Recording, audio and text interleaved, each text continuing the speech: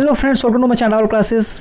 मैंने पिछले क्लास में आपको ITI प्रवेश परीक्षा यानी एंट्रेंस एग्जाम 2021 के कुछ हिस्ट्री के महत्वपूर्ण क्वेश्चन को सॉल्व किया था। 1 से लेकर 50 क्वेश्चन को मैंने वहां सॉल्व किया था। आज हम लोग 51 से लेकर के 51 से लेकर 100 क्वेश्चन को सॉल्व करेंगे। तो चलिए स्टार्ट करते हैं। 51 नंबर जो क्वेश्चन है वो क्या है। तो 51 क्वेश्चन कहता है कि चंद्रगुप्त मौर्य को सेंड्रोकोटस के रूप में पहचान की। इनमें से कौन व्यक्ति थे जिन्होंने सेंड्रोकोटस, चंद्रगुप्त मौर्य को सेंड्रोकोटस कहा था। तो ये थे विलियम जोन्स। कौन थे? William Jones. इसके बाद सेकंड 52 नंबर क्वेश्चन है कि अशोक ने किस शिलालेख में उसके कलिंग विजय का उल्लेख मिलता है। किस शिलालेख में कलिंग विजय का उल्लेख मिलता है, ये आपसे पूछा गया है। देखिए, अशोक के 14 बड़े बड़े शिलालेख थे, उसमें से किस शिलालेख में कलिंग विजय का उल्लेख मिलता है। तो ऑप्शन नंबर ए होगा 13वें शिलालेख। कौन सा होगा? 13वें शिलालेख में मिलता है। इसके बाद 53 क्वेश्चन नंबर है कि मौर्य काल में गुप्तचरों को क्या कहा जाता था। मौर्य काल में गुप्तचरों को क्या कहा जाता था, ये पूछा गया है। तो गुप्तचरों को संस्था, गूढ़, पुरुष, संचार, ये तीनों कहा जाता था। ये सभी होंगे। ऑप्शन नंबर डी इसका सही होगा। इसके बाद क्वेश्चन नंबर 54 की बात करते हैं। क्वेश्चन 54 है कि मेगास्थनीज के अनुसार भारतीय समाज कितने भागों में विभक्त था। मेगास्थनीज किसके दरबार में आया था? तो आपको पता होगा, मेगास्थनीज जो था ये चंद्रगुप्त मौर्य के दरबार में आए थे। तो इसके अनुसार भारतीय समाज कितने भागों में विभक्त था, ये आपको बताना है। तो इसका आंसर होगा ऑप्शन नंबर बी। क्या होगा? इसका आंसर होगा ऑप्शन नंबर बी। 7 भागों में क्या था? समाज विभक्त था, बटा हुआ था। इसके बाद नेक्स्ट क्वेश्चन है, चंद्रगुप्त मौर्य के महल के अवशेष कहाँ से मिले हैं। चंद्रगुप्त मौर्य के महल के अवशेष कहाँ से मिले हैं, ये आपको बताना है। तो इसका आंसर होगा ए, कुम्हार पटना। ऑप्शन नंबर ए इसका सही होगा। इसके बाद नेक्स्ट क्वेश्चन है कि अशोक के धम्म की परिभाषा कहाँ से ली गई है। अशोक के धम्म की परिभाषा कहाँ से ली गई है? तो राहुलोवाद सूत्र से लिया गया है। ऑप्शन नंबर सी इसका सही होगा। राहुलोवाद सूत्र से लिया गया है। इसके बाद नेक्स्ट क्वेश्चन है 57 क्वेश्चन है कि मौर्य काल में प्रचलित विशिष्ट था। मौर्य काल में प्रचलित विशिष्ट था, इनमें कौन सा होगा? ऑप्शन आपको ये बताना है। तो इसका आंसर होगा निःशुल्क श्रम। ऑप्शन नंबर क्या होगा? डी, निःशुल्क श्रम होगा। इसके बाद नेक्स्ट क्वेश्चन करते हैं 58 क्वेश्चन है कि भारत में सर्वप्रथम सोने के सिक्के किसने चलाए थे। देखिए, शुद्ध सोने के सिक्के नहीं पूछा गया है, सर्वप्रथम सोने के सिक्के किसने चलाया था, ये आपसे पूछा गया है। तो इसका आंसर होगा इंडो ग्रीक। क्या होगा आंसर? Indo Greek. लेकिन पूछा जाता कि शुद्ध सोने के सिक्के किसने चलाया था, तो शुद्ध सोने के सिक्के कुषाण ने चलाया था। कौन चलाया था? कुषाण चलाए थे शुद्ध सोने के सिक्के, कुषाण। लेकिन यहाँ पे आपको पूछा गया है सर्वप्रथम, तो इसलिए इसका आंसर क्या हो जाएगा? इंडो ग्रीक हो जाएगा। ठीक है। इसका नेक्स्ट क्वेश्चन देखते हैं 59। सीसे के सिक्के किस वंश के शासकों ने चलाया। सीके के सिक्के जो थे ये आपके सातवाहन ने चलाया था। सातवाहन वंश ने सीसे के सिक्के चलाए थे। इसके बाद नेक्स्ट है 60 नंबर क्वेश्चन कि ब्राह्मणों को सर्वप्रथम भूमि अनुदान देने की प्रथा किसके समय से प्रारंभ हुई थी। भूमि अनुदान देने की प्रथा जो थी ये सातवाहन के समय से ही शुरुआत की गई थी। इसके बाद नेक्स्ट है 61। कनिष्क का राजवैद्य था। कनिष्क का राजवैद्य कौन था, ये आपसे पूछा गया है। तो इसका आंसर होगा चरक। कनिष्क का राजवैद्य कौन था? चरक था। इसके बाद नेक्स्ट है कि कनिष्क बौद्ध धर्म के किस शाखा का अनुयायी था। देखिए, जब चतुर्थ बौद्ध संगीति हुई थी तो चतुर्थ बौद्ध संगीति में 2 भागों में बौद्ध धर्म टूट गया था, हीनयान और महायान। तो ये किस धर्म की शाखा का अनुयायी था? तो ये था महायान शाखा का। 62 का क्या होगा? बी होगा। Option number B. इसका 63 की बात करते हैं तो कनिष्क की राजधानी क्या थी, ये आपसे पूछा गया है कि कनिष्क की राजधानी क्या थी। 63 तो इसका था पुरुषपुर। क्या था? पुरुषपुर। इसका नेक्स्ट बात करेंगे 64 की। तो जूनागढ़ से प्राप्त क्या है? जूनागढ़ से प्राप्त संस्कृत का पहला अभिलेख किस शासक का है। जूनागढ़ से जो अभिलेख प्राप्त हुआ है ये संस्कृत में था, ये किस शासक का था? तो रुद्रदामन। किसका था ये? रुद्रदामन का था। इसके बाद नेक्स्ट बात करते हैं 65 की। 65 में है कि निम्न में से किस स्थान पर रोम बस्ती मिली है। 65 में क्या है कि इनमें से निम्न में से किस स्थान पर रोम बस्ती मिली है।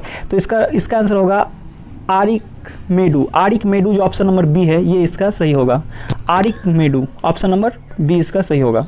इसके बाद 66 चलते हैं कि बुद्ध चरित्र की रचना किसने की थी। बुद्ध चरित्र आपसे पूछा गया है कि बुद्ध चरित्र की रचना किसने की थी, तो ये थे अश्वघोष। कौन किए थे? अश्वघोष ने बुद्ध चरित्र की रचना की थी। इसके बाद नेक्स्ट है कि चौथी बौद्ध संगीति का आयोजन किसके शासन काल में हुआ था? चौथी जो बौद्ध संगीति हुई थी ये किसके शासन काल में हुआ था? ये कुंडल वन कश्मीर में हुआ था। किसके शासन काल में हुआ था ये आपसे पूछा गया है। तो ऑप्शन नंबर ए सही होगा, कनिष्क। कनिष्क के शासनकाल में चतुर्थ बौद्ध संगीति हुई थी, इसी में ये 2 भागों में बट गया था। इसके बाद नेक्स्ट है आपका 68 क्वेश्चन नंबर है कि गुप्त संवत की शुरुआत किसने की थी? गुप्त संवत की शुरुआत किसने की थी ये आपको बताना है। तो गुप्त संवत की शुरुआत की थी चंद्रगुप्त प्रथम ने। किसने की थी? चंद्रगुप्त प्रथम ने। इसके बाद नेक्स्ट बात करते हैं 69 कि भारत का नेपोलियन किस गुप्त शासक को कहा जाता है? तो भारत का नेपोलियन समुद्रगुप्त को कहा जाता है। ऑप्शन नंबर डी होगा, समुद्रगुप्त को कहा जाता है। इसके बाद क्वेश्चन नंबर 70 को देखते हैं। तो चलिए 70 है कि चीनी यात्री फाहियान किसके शासनकाल में आया था? चीनी यात्री जो फाहियान था ये किसके शासनकाल में आया था? तो ऑप्शन नंबर ए सही होगा, चंद्रगुप्त विक्रमादित्य। इसका चंद्रगुप्त द्वितीय भी नाम है, चंद्रगुप्त द्वितीय। इनका नाम क्या है? चंद्रगुप्त द्वितीय भी इन्हें कहा जाता है और विक्रमादित्य की उपाधि उन्होंने धारण की थी। तो अभी तक इतिहास में 14 ऐसे राजा हुए हैं जो विक्रमादित्य की उपाधि धारण किए हैं। तो चंद्रगुप्त द्वितीय ने भी विक्रमादित्य की उपाधि धारण किया था। इसके बाद नेक्स्ट क्वेश्चन है 71 कि भारत पर हुनों का आक्रमण किसके शासनकाल में हुआ था? किसके शासनकाल में हुआ था ये आपको बताना है। तो ये ऑप्शन नंबर क्या होगा इसका? ए होगा, स्कंदगुप्त। स्कंदगुप्त के समय हुनों का आक्रमण हुआ था। इसके बाद नेक्स्ट बात करते हैं क्वेश्चन नंबर 72 की कि गुप्तकालीन नवरत्न किसके दरबार में थे? गुप्त काल में जो नवरत्न हुआ करते थे ये किसके दरबार में थे? तो इसका आंसर होगा option number B, Chandragupta Vikramaditya के दरबार में, या चंद्रगुप्त द्वितीय भी आप इन्हें कह सकते हैं, चंद्रगुप्त द्वितीय के दरबार में थे। इसके बाद 73 है कि नालंदा विश्वविद्यालय का संस्थापक था। नालंदा विश्वविद्यालय के संस्थापक कौन थे? तो नालंदा विश्वविद्यालय के संस्थापक थे कुमारगुप्त। ऑप्शन नंबर बी इसका सही होगा, कुमारगुप्त थे।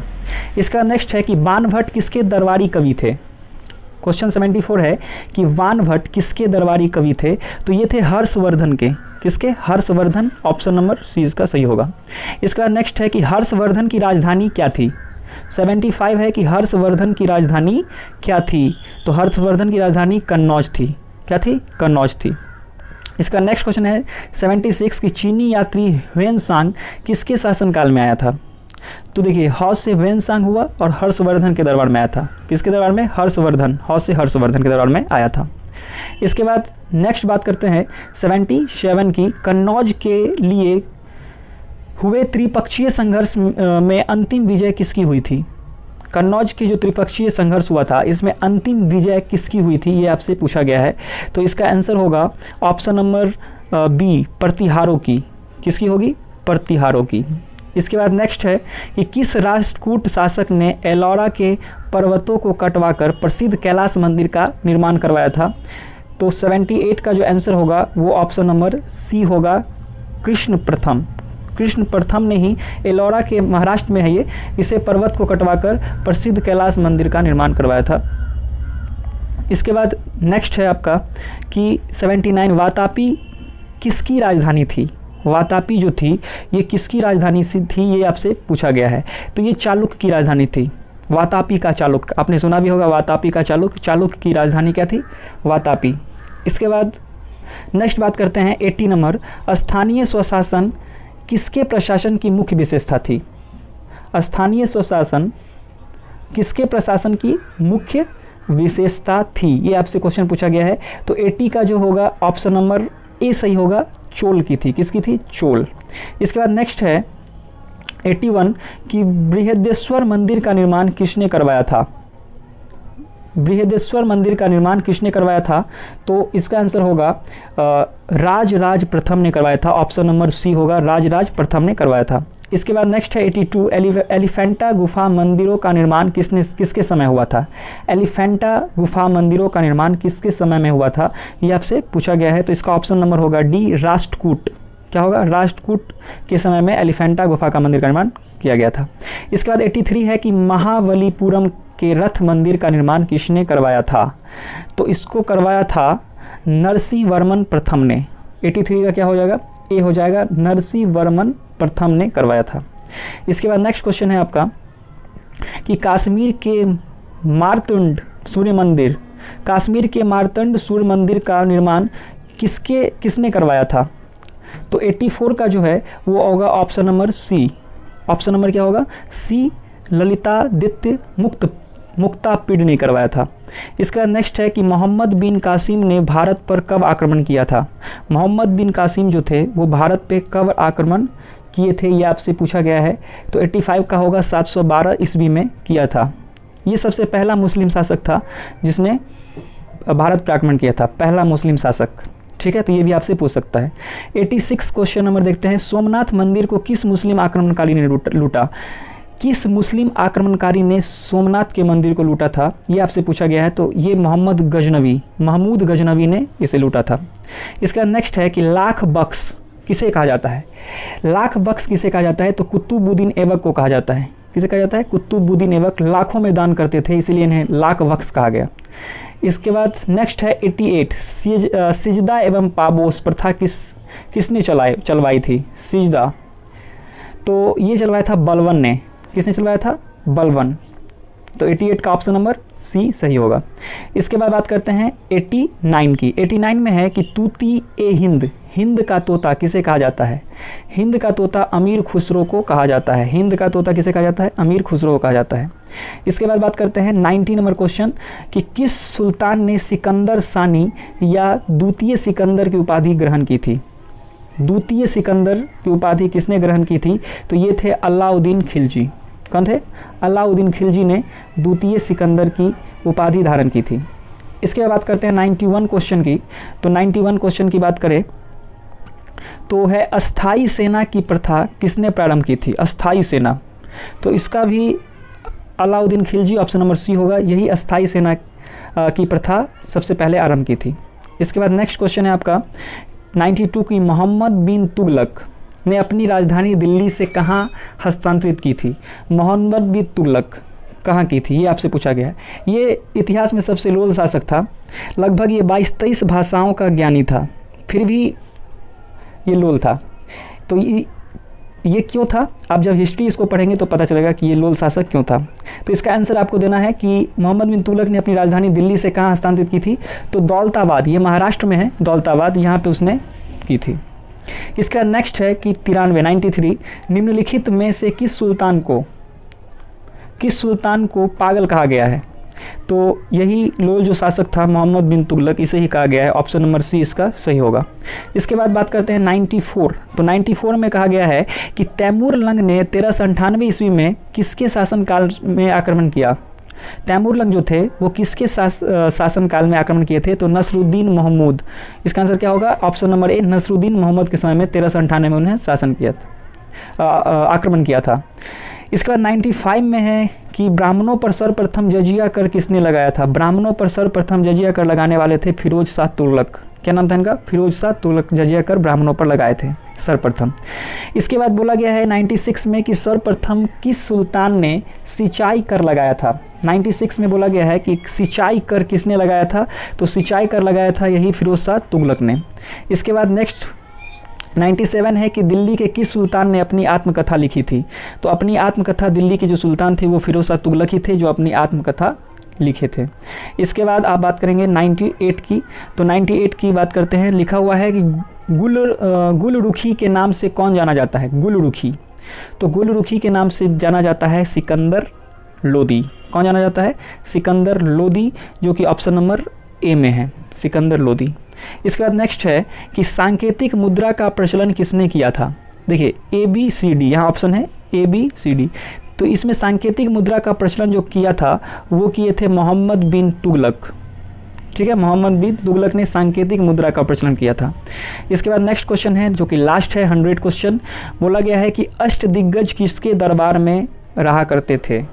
अष्टदिग्गज जो थे ये किसके दरबार में थे?